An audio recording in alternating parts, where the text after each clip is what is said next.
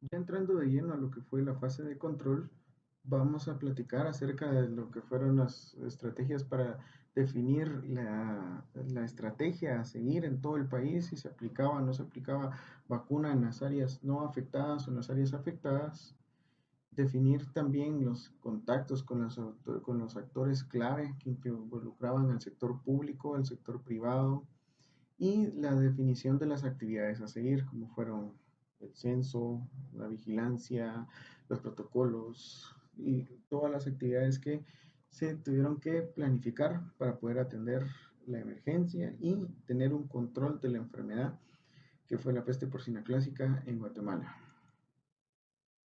La fase de control.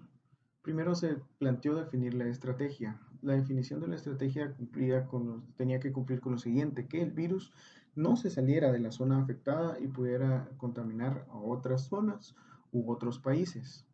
También se hicieron alianzas con el sector privado, como eran las asociaciones de porcicultores, las gremiales, la academia, la universidad estatal, y también se tomaron la decisión de actualizar el censo, porque a ese momento solamente se contaba con un censo de población que había sido un estimado de un censo de ver si es un censo en la población humana, y el cual era una proyección de un censo de 10 años atrás.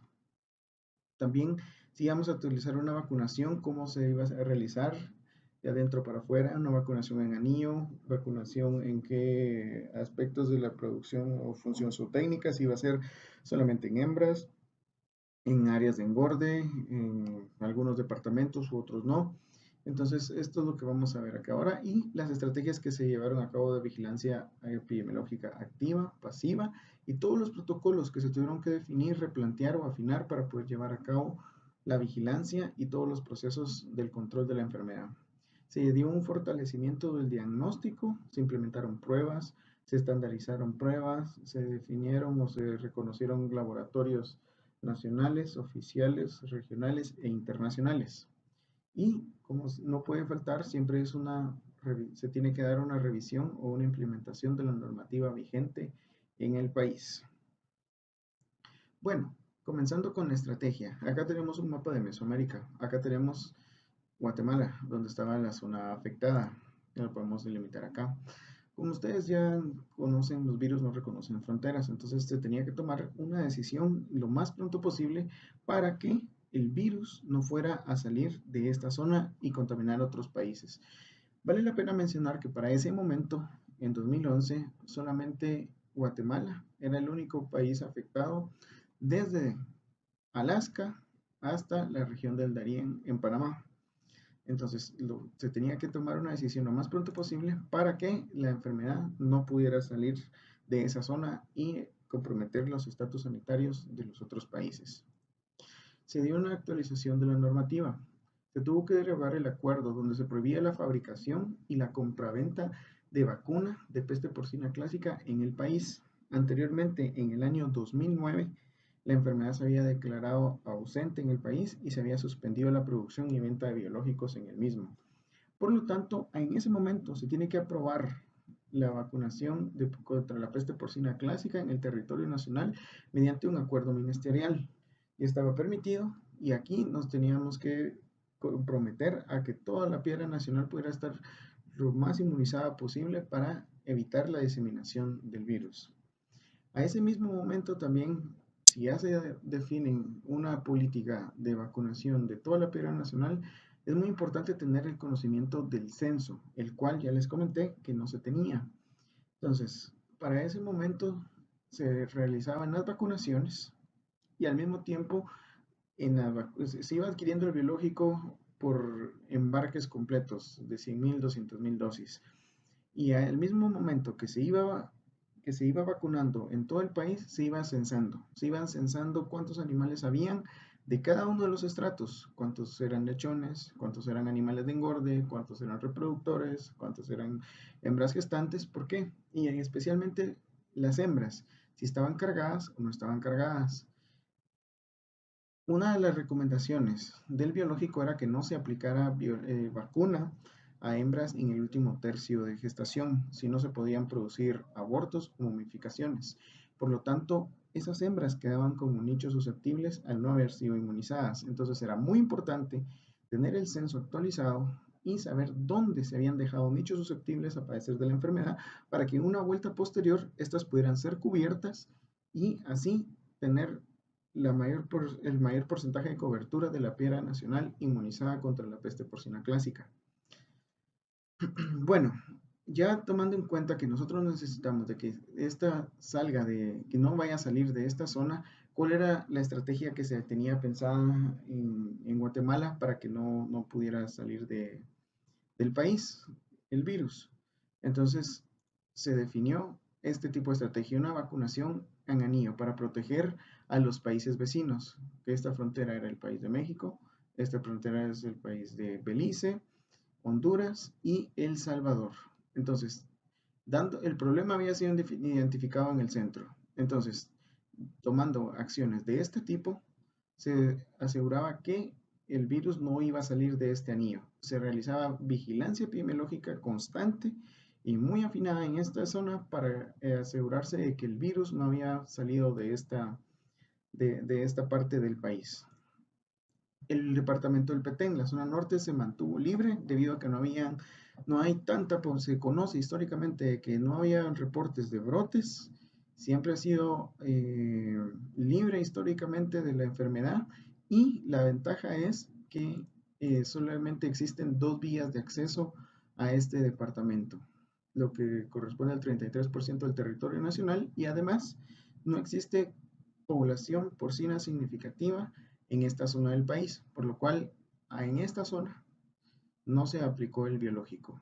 Las acciones se concentraron de esta manera en esta primera fase del programa. Esta tuvo una duración de 6 meses y posteriormente se dio a una segunda fase de vacunación, la cual se enfocaba en aplicar el biológico en todas aquellas zonas que habían quedado pendientes la vez pasada para completar junto con esta zona y esta zona la mayor parte del territorio nacional en los siguientes 6 meses. Posteriormente ya se repitieron las campañas de vacunación cada 6 meses. Cada 6 meses se vacunaba la periferia y cada 6 meses se vacunaba el centro del país hasta completar 4 vueltas de vacunación para asegurarnos de que se vea cubierto la mayor parte de la población en el periodo de tiempo esperado para tener el control de la enfermedad. Se planteó al mismo tiempo llevar a cabo la vigilancia epidemiológica. Mientras se hacían los censos, se hacían las vacunaciones, también se fortalecía la vigilancia epidemiológica activa y pasiva. ¿Y cuál fue la estrategia a utilizar? En todo el país, para todas direcciones.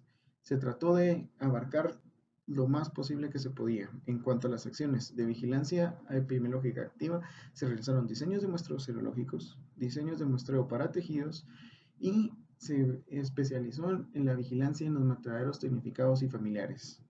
En esta zona se iba a encuestar a los matarifes o a los rastros tecnificados que nos indicaran si habían encontrado lesiones compatibles A para poder seguir la cadena diagnóstica y llevarlo hasta el laboratorio. Se hizo mucha conciencia, mucha comunicación para lograr la cooperación de estos actores en lo que fue la campaña de control de la enfermedad.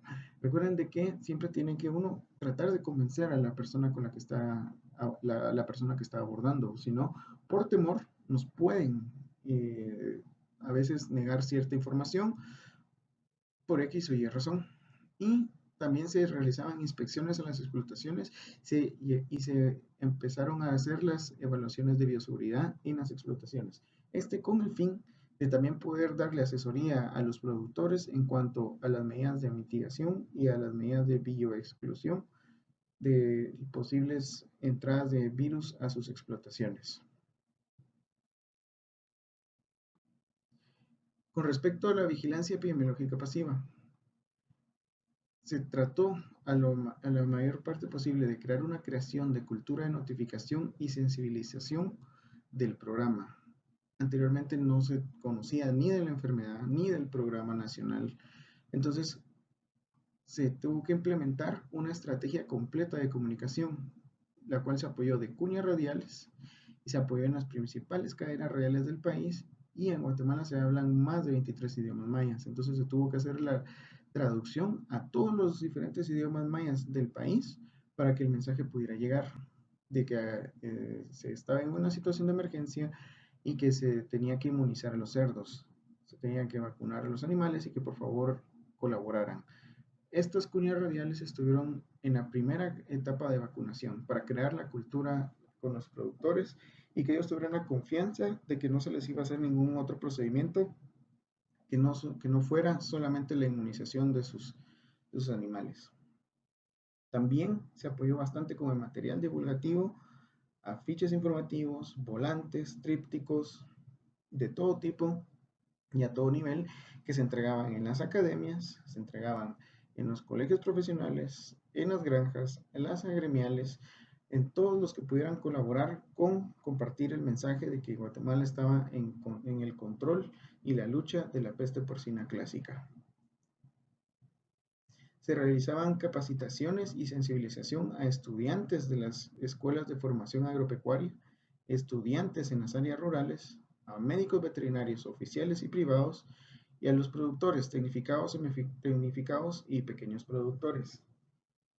Esto con el objetivo de llevar el mensaje del control de la enfermedad a lo más que se pudiera de la población, ya que todos pueden ser sensores de la misma, y bajo ese concepto fue que se incluyeron a todos los actores para poder colaborar en los procesos de notificación que fortalecían la vigilancia pasiva de la enfermedad.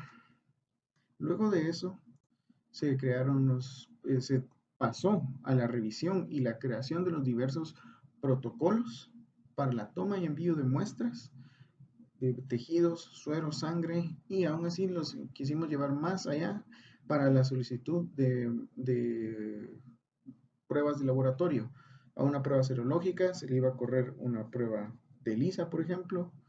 A una prueba de tejido se le iba a correr un muestreo virológico, por ejemplo, un PCR, y los exámenes clínicos. Todo esto se fue normando a través de protocolos y capacitaciones al personal del programa.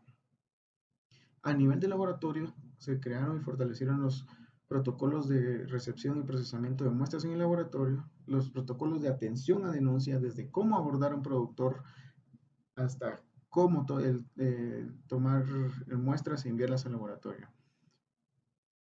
También nosotros nos apoyamos mucho en lo que fue la toma y envío de muestras al laboratorio de referencia. El laboratorio de referencia para ese entonces estaba ubicado en Nicaragua. Entonces, debido a la situación del país, debido a la situación de la enfermedad, también se tenían que tener protocolos muy estrictos para evitar la diseminación del virus a través del envío de muestras de un país a otro. También se llevaban a cabo la elaboración de informes semanales, mensuales, semestrales y anuales de cómo iban las vacunaciones, cómo eran los resultados o el comportamiento de la enfermedad a través de las diferentes curvas endémicas que se podían presentar. Y también se dio el fortalecimiento del diagnóstico. Para el fortalecimiento del diagnóstico se dieron la implementación de pruebas serológicas en los diferentes laboratorios, la implementación de pruebas virológicas y el establecimiento de un laboratorio de referencia nacional, que era el laboratorio oficial del Ministerio de Agricultura. Se reconoció y se fortaleció la relación con el laboratorio de referencia regional que estaba en Nicaragua en ese entonces, y se identificó el laboratorio de referencia internacional en Estados Unidos para el envío de muestras y la confirmación o descarte del virus en el país.